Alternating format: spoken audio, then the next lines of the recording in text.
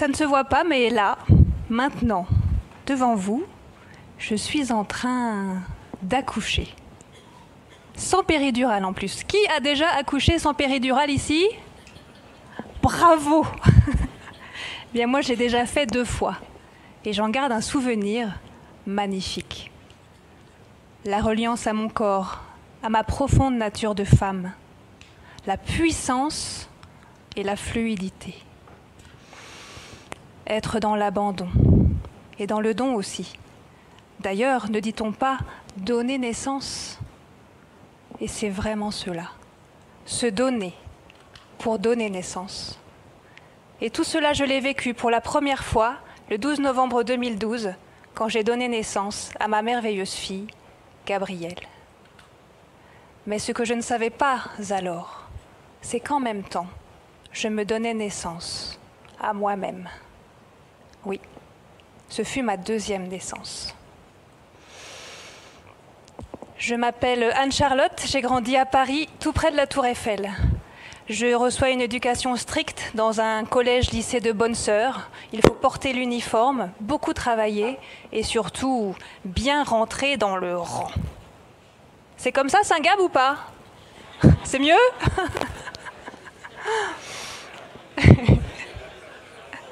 Ouais, on sait pas. Hein. Il y a un peu de tout. Hein. D'accord. Ok. Alors, je grandis dans l'ombre de mes parents. Ils sont beaux, ils ont des tempéraments forts. Et moi, je leur laisse volontiers toute la place. Ma mère est hyper émotive, hyper sensible, tout est hyper avec elle, les rires comme les larmes.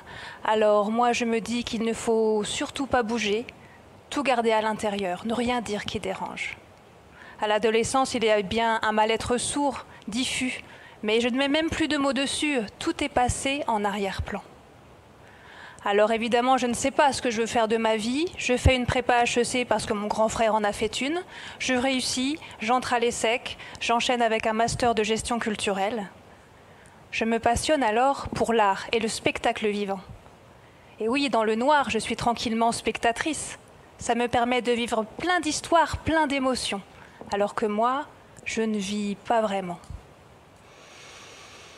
Ensuite, j'entre dans une très belle agence de communication parisienne. Je suis storyteller. C'est vraiment très intéressant. Mais les fortes personnalités des créatifs me paralysent. Il faut oser être percutant pendant les brainstorming. Et moi, la dernière fois que j'ai osé lever le doigt, c'était en CM2. Alors, pendant bien des années, ce sont surtout les idées des autres que j'écris. Encore spectatrice. Je ne prends pas de risque, pas de place. Et surtout, je ne prends pas ma place. C'est aussi à cette époque que je commence vraiment à m'éveiller à la nature. Mais mon éveil à la nature, je le vis surtout sous le prisme du beau, de l'art contemporain, de la photographie.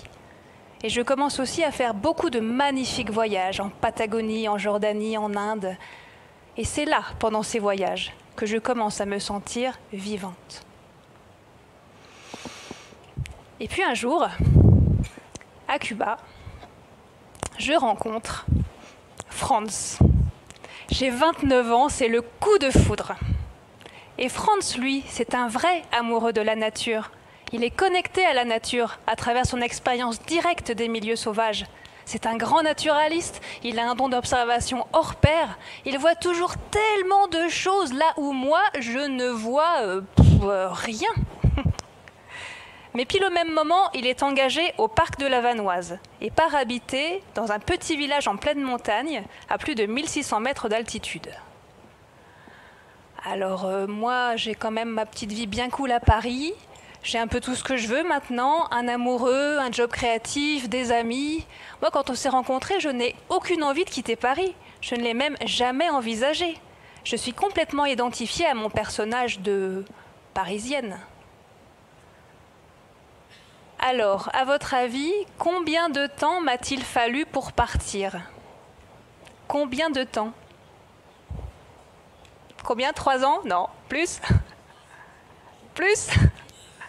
7 ans! Il m'a fallu 7 ans.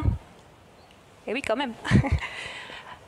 Alors, pendant toutes ces années, évidemment, on vit notre relation à distance, on passe des heures au téléphone, on se retrouve pour les week-ends, on fait plein de magnifiques voyages, c'est hyper romantique.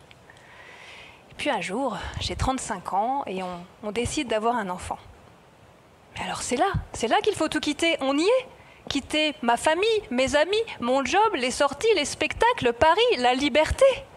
C'est à la fois un immense bonheur, mais un immense déchirement de tout quitter. Et un saut dans l'inconnu total. Et en plus, la vie en rajoute. Pile au même moment, Franz est nommé chef et doit déménager. Il y a plein de rebondissements, on ne sait pas où on va habiter. Et moi, j'ai hyper peur de me retrouver en pleine montagne avec un nourrisson. Et en plus, le bébé ne grandit pas assez dans mon ventre. Jusqu'au bout, je ne sais pas si je vais pouvoir aller accoucher en Savoie ou si je vais devoir être hyper médicalisée dans une clinique parisienne. Je suis hyper angoissée avec le bébé, le changement de vie, on ne sait pas où on va vivre. Au 8e mois, après une énième échographie, le médecin dit finalement « Ok, c'est ok, je peux partir ». Alors Franz est là, je fais ma petite valise et 2 jours plus tard, le 6 octobre 2012, je quitte toute ma vie d'avant pour toujours. Alors je me revois dans le métro parisien, on va Paris-Gare de Lyon, je suis enceinte de 8 mois, je suis avec Franz, ma petite valise, et moi je pleure comme une madeleine sur mon siège de métro. Je pleure de peur devant tout cet inconnu. Je pleure de tristesse de tout quitter. Je pleure de joie et de soulagement en même temps.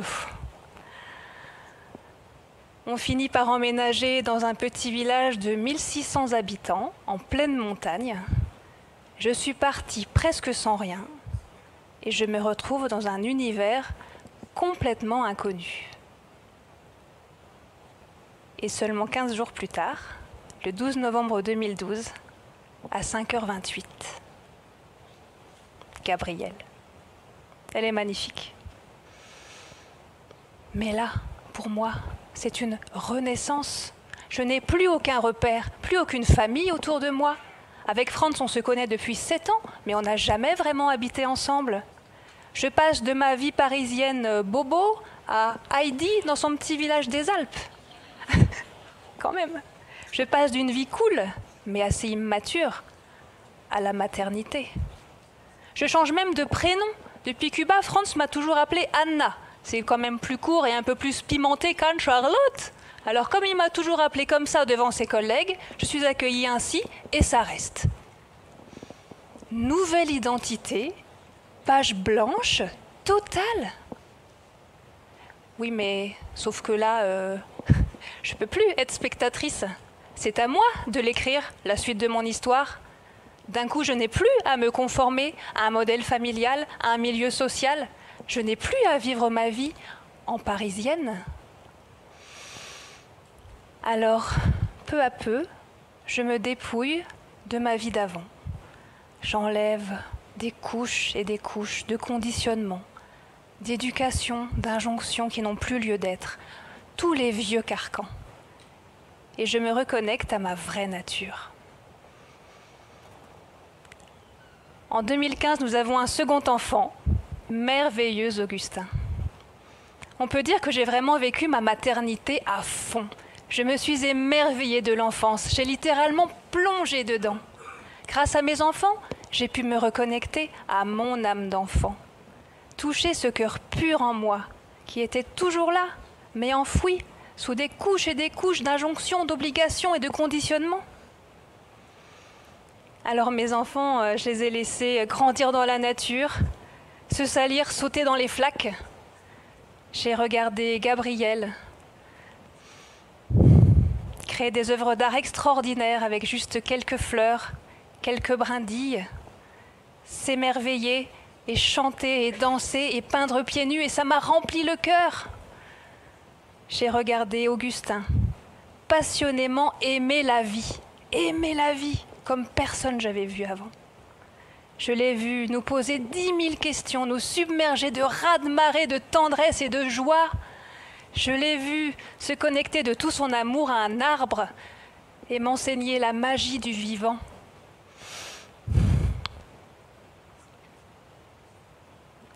J'ai appris à déceler le merveilleux partout, dans les plus petites choses. J'ai réappris la liberté de rêver, de créer et de jouer. J'ai appris à aimer plus grand. Et tout ça, c'est ça, ma vraie nature. C'est notre vraie nature à tous. Alors aujourd'hui, nous vivons en Vendée. Les enfants ont grandi. Moi aussi. J'ai créé ma propre activité de communication inspirée pour accompagner des entrepreneurs vertueux à se reconnecter à leur identité profonde et à oser leur authenticité. Mon inspiration est libérée, j'écris des textes, des poèmes, j'ai publié un livre dédié à l'amour de la terre. J'ai enfin trouvé ma place. J'ai osé suivre mon cœur et construire ma vie consciente et respectueuse du vivant. Enfin, aujourd'hui, je sais qui je suis. Je suis une femme connectée à mon être et à mon cœur pour donner vie à mes rêves et contribuer à l'avènement d'un nouveau monde. Et pourtant, pendant toutes ces années, oser dire, oser parler devant les autres est toujours resté très très très difficile. Alors ce que je viens de faire ce soir, oser être moi et surtout oser vous le partager.